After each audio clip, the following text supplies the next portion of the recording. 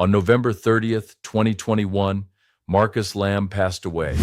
His age was 64.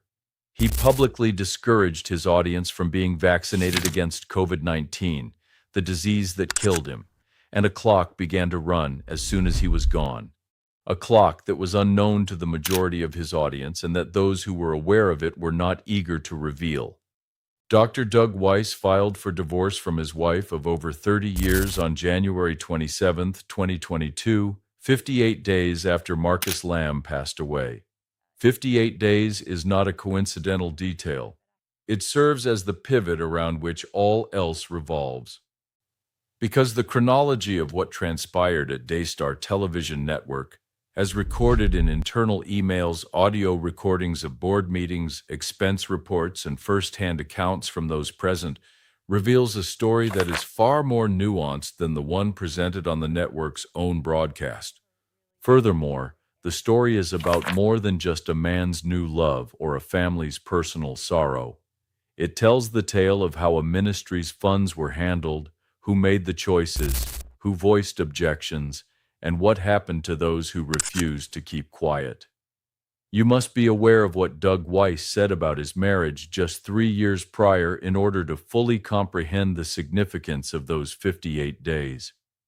In 2019, Weiss made an appearance on Daystar, which is the same network, on the same set, in front of the same cameras, with Marcus and Joni Lamb. There, he publicly and on camera described his wife Lisa. "I constantly give my wife praise because it is God's way of speaking to her. I always make mistakes with my wife because I want to have more sex for the rest of my life. And with Lisa, I truly do mean it. I adore her dearly. She makes me feel good about myself. Even after 30 years of marriage, I still get butterflies when I see her." Really? And she wants to hear these things. She will be upset for at least a week if you tell her, "You satisfy me." After Daystar filed 3 separate copyright strikes against a journalist who had posted it, the Roy's report was able to obtain a clip that contains those words. He described his wife as having the purest heart I've ever met. He claimed that she loves and provides exceptional service. Doug Weiss described Lisa Weiss in this way to the network's creators in 2019, when he frequently appeared on camera as a guest. Weiss filed for divorce from that woman in January 2022, 58 days after one of those founders passed away. His divorce was not made public. In January, he filed. In May 2022, the divorce was approved. It wasn't until February 8, 2023, that he made a public statement about it. Almost a year following the filing, he had been in contact with Joni Lamb every day during the intervening months while he was still legally married to Lisa Weiss and had recently gotten a private divorce.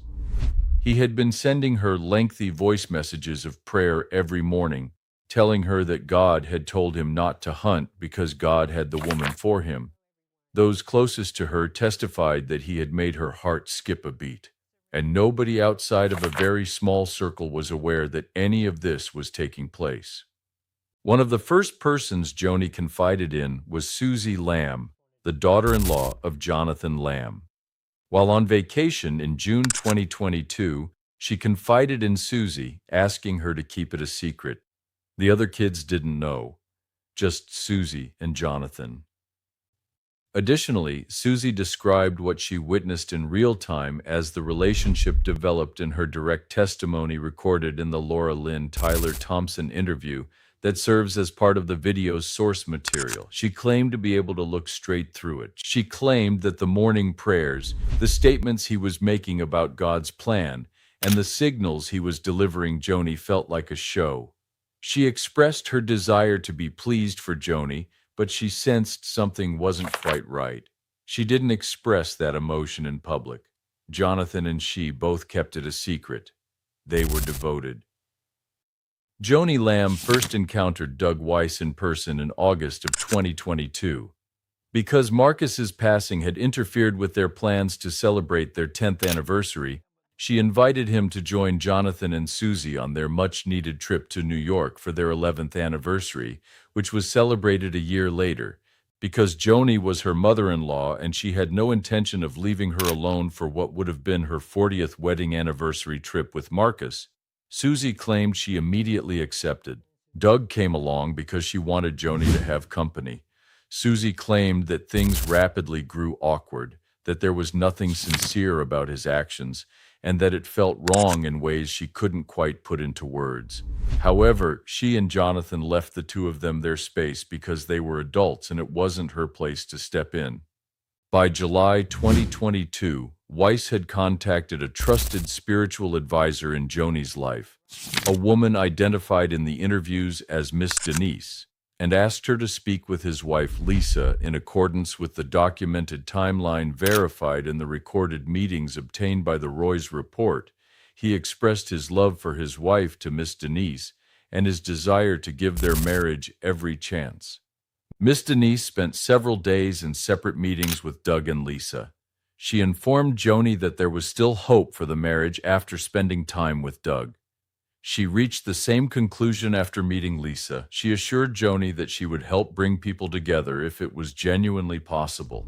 During a 4th of July lake home weekend, Joni Lamb informed Suzy that if Doug was destined to be with his wife, she was willing to let him leave. Suzy expressed her belief in her.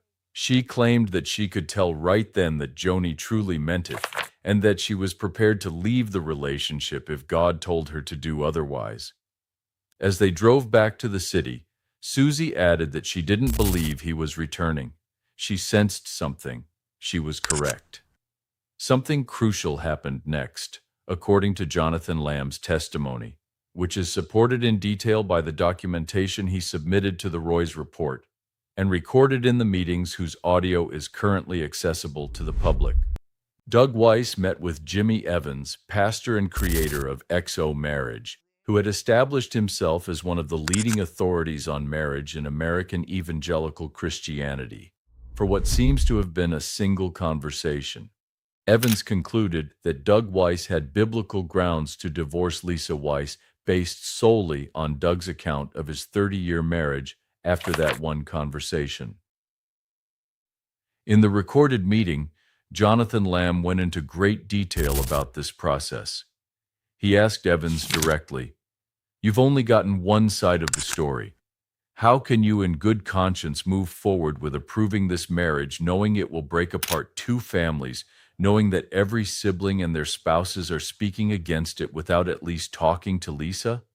Evans responded that talking to Lisa would only slow things down, that he had all he needed from his conversation with Doug to make an accurate assessment, and that his decision was final.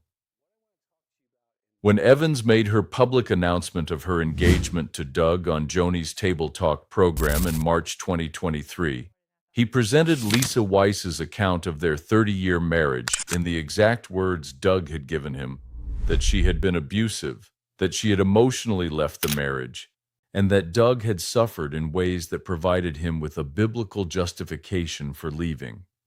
On a nationally broadcast Christian television network, Evans stated on camera that when someone decides to leave you and mistreat you, they won't stop. In order for us to have a future, God gives us the grace to depart. Lisa Weiss was not present to answer. No interviews had been conducted with her. No platform had been provided for her. She had only been described in words that she was not there to dispute in front of millions of people who were unable to assess the veracity of what they were hearing. Daystar's YouTube channel and app later deleted that Table Talk episode. According to Jonathan and Suzy's evidence, Lisa Weiss had requested that it be removed since she had been unfairly and unwillingly depicted. Daystar took it out. The Roy's report was able to obtain and publish an internal Daystar link, which is still the only way to access it. Additionally, Daystar filed 3 separate copyright strikes against a Christian journalist who had uploaded a 2019 footage of Doug Weiss complimenting Lisa's persona on Daystar's own air. This detail speaks for itself. Daystar obviously did not want that video in which Weiss referred to his wife as having the purest heart he had ever encountered to be accessible for comparison with Evans' remarks from 2023. Nevertheless, the Roy's report acquired and kept it. For her part, Miss Denise had given Joni direct advice. She had informed Joni that she was worried that the problems in Doug's first marriage needed to be resolved before starting a new one, according to her own story, which Jonathan cited in the recorded meetings. She had requested that her worries be taken into consideration. At first, Joni had consented.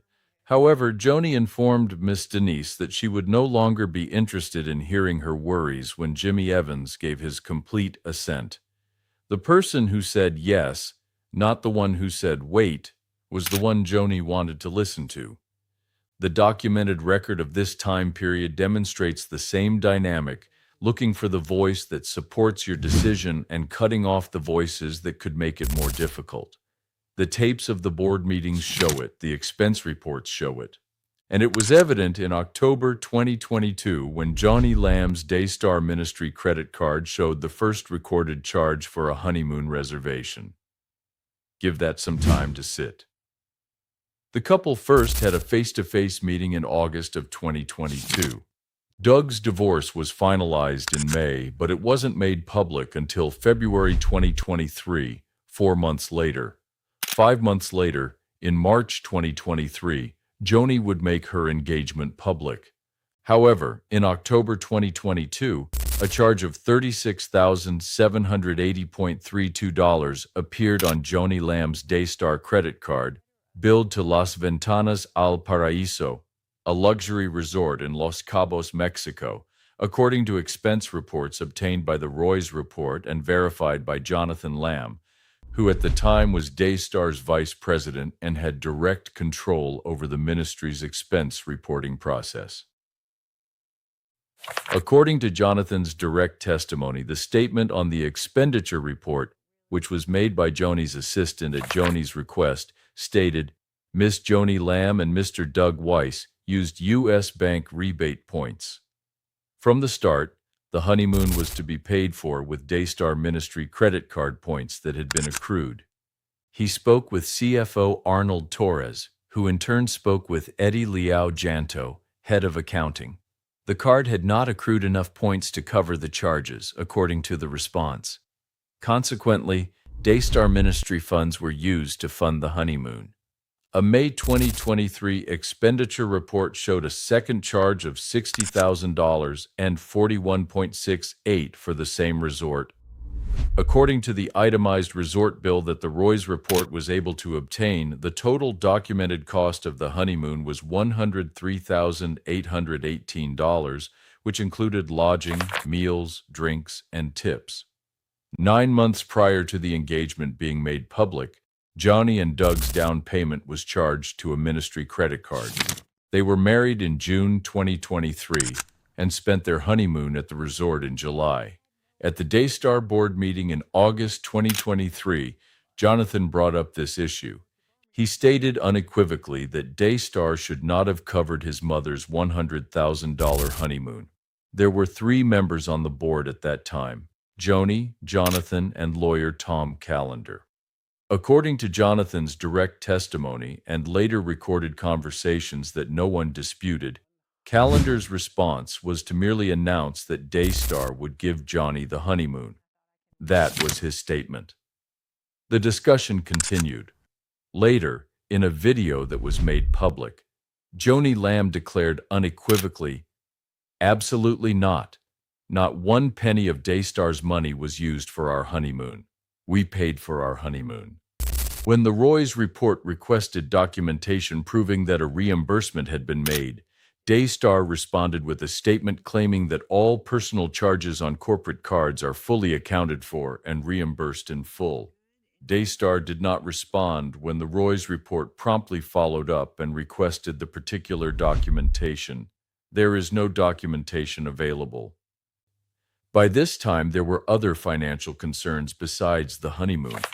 Between October 2022 and May 2024, Daystar's private ministry jet made 24 round-trip flights between Fort Worth, Texas, and Colorado Springs, Colorado, where Doug Weiss resides and operates his counseling practice, according to documentation from the Trinity Foundation, which keeps an eye on televangelism finances and flight records. During that time, the aircraft also completed 13 round-trip flights between Fort Worth and Destin, Florida. Doug and Joni paid $2.9 million for a seaside condominium close to Destin in September 2023. The Trinity Foundation calculated that the total estimated cost of the jet trip to those two locations was $769,220. In recordings that the Roy's report was able to obtain, Jonathan also expressed his disapproval of Doug's appointment as host of Daystar's flagship show, Ministry Now, as well as the $5,500 that Daystar was charged for Rachel Lamb Brown's personal photography expenses. On the tape, no one refuted those claims. He claimed that because submitting was the norm that was continuously expected of him, he had given in to everything. He claimed that the Word of God was the only boundary he would not cross. Examining what was going on with the network's programming over this same period is equally worthwhile. The long-running show End of the Age, produced by End Time Ministries, which had been on the network since 2009, was abruptly canceled by Daystar in July 2022, the same month Joni told Suzy she was willing to let Doug go if he was meant to be with his wife, and the same month she later told Evans she had started confiding in him. Vince Stegall, CEO of End Time Ministries, told the Roy's report that his buyer's research revealed the show consistently ranked among the top 15 shows on Daystar, with DVR figures ranging from 20 to 23% compared to a network average of 10. According to Stegall, the cancellation was obviously not a viewing issue because it happened in the middle of a broadcast year and there was no explanation. Doug Weiss's Healing Time program was added to Daystar's programming that same month. According to Jonathan Lamb of the Roy's report, adding a program in the middle of the year is just as uncommon as canceling one. It just doesn't occur in typical situations. Jimmy Evans was at the center of it all, blessing the marriage, chastising the kids who questioned it, and telling Jonathan and Suzy that Joni was the voice of God at Daystar. In a July 2023 audio that the Roy's report was able to obtain and make public, Evans was heard telling Joni, Jonathan, and Suzy that Joni is the voice of God to them at Daystar, and that their job was to obey her. The video became viral. Nearly all of the over 23,000 comments it received were critical of Evans and Joni Lamb. Evans later declared in early 2025 that he was leaving XO Marriage, the marriage ministry he had started in 1993, and which had served as his professional identity for more than 30 years in order to devote all of his time to end times prophecy content. He described the departure as a well-thought-out personal change. The background and timing were recorded in the Roy's report. It directly followed the backlash from the public. Evans spoke with Lisa before formally responding to the particular documented accusations that he had approved of the Weiss divorce. In her direct testimony, Suzy Lamb recounted the evening in October 2022 when Joni made her ultimate choice. Rebecca, Rachel, and Jonathan had faced their mother. Suzy sat by herself with Joni after the altercation. "Are you willing, with your own children telling you that you have destroyed this man's marriage, to give up 40 years of faithfulness to God and your testimony, everything, for this one man?" Suzy said, looking directly into Joni's eyes. Joni responded, "Yes." At that moment, Suzy felt in her spirit that it was time to back off, that free will is given by God, that she had expressed her thoughts. She began turning down invites to coffee gatherings, wedding planning, and attempts to win back Joni's trust. She claimed that the separation started with that retreat, the distance that would, in a matter of months, result in the surveillance, the demand for an NDA, the demotion, and ultimately the dismissal of the person Marcus Lamb had planned to head this network after his passing. When you look at the entire documented record, what comes out is more than just a tale of a widow who fell in love too soon, a family at odds, or a minister who gave poor marriage counsel. It tells the tale of an institutional structure that lacked a functional mechanism for accountability, where the person at the top could use ministry resources for personal gain and claim it as a gift, cancel a 13-year ministry program to make room for her fiancé's show, surround herself with advisors whose approval was contingent on agreement, and silence internal voices that told her to wait without repercussions. It was the same organization that had shielded Marcus Lamb's 7-year extramarital affair, blacklisted Jeanette Hawkins, and would use private detectives to target Marcus's own kid. In all of the recordings, testimony, and meetings where he raised his hand and said, "This isn't right," Jonathan Lamb comes across as someone attempting to maintain order rather than as a rebel or someone driven by money or power. He claimed to have given in to things he didn't agree with. He had challenged the honeymoon accusations and won. He had voiced his disapproval of the programming choices and been disregarded. He had lost his job after objecting to the NDA. He declared that the Bible was the only thing he would not compromise. The question raised by the documented record is not theological for those who are observing from the outside, funders, viewers, and supporters who have contributed to this network because they believe in its mission. It's a useful one. Who is holding this ministry responsible when expense reports reveal that $103,818 was charged to a ministry credit card for a honeymoon when the ministry's jet record $769,220 in flights to a new spouse's hometown, when the board member with the power to approve those charges stands in a room and declares them a gift to the person who holds his position at her discretion, and when the only internal voice that voiced an objection is the one who is later tracked, demoted, and fired. On May 7, 2026, Joni Lamb passed away. Her age was 65. As members of the network's leadership team, Rachel Lamb Brown and Rebecca Lamb Weiss co-wrote Daystar's monthly leadership newsletter in July 2026.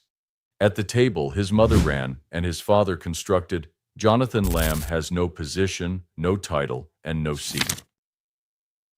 The issues raised by the record did not end with Joni Lamb. They are a part of the organization that keeps running, broadcasting, and requesting the confidence and financial support of its audience. The Trinity Foundation flight logs are published, the board meeting audio is time-stamped, the recordings are archived, the expense reports are on file at the Roy's Report, and the documents are accessible to the general public. All of the sources used in this video are referenced in the description if you wish to assess any of this for yourself, which you should. Go through them. Take a listen to the recordings. Make your own judgments based on the primary data, because the institutions that rely most on your willingness to believe them are the ones that are hardest to scrutinize. If you would want to continue following this story, please subscribe. There will be more.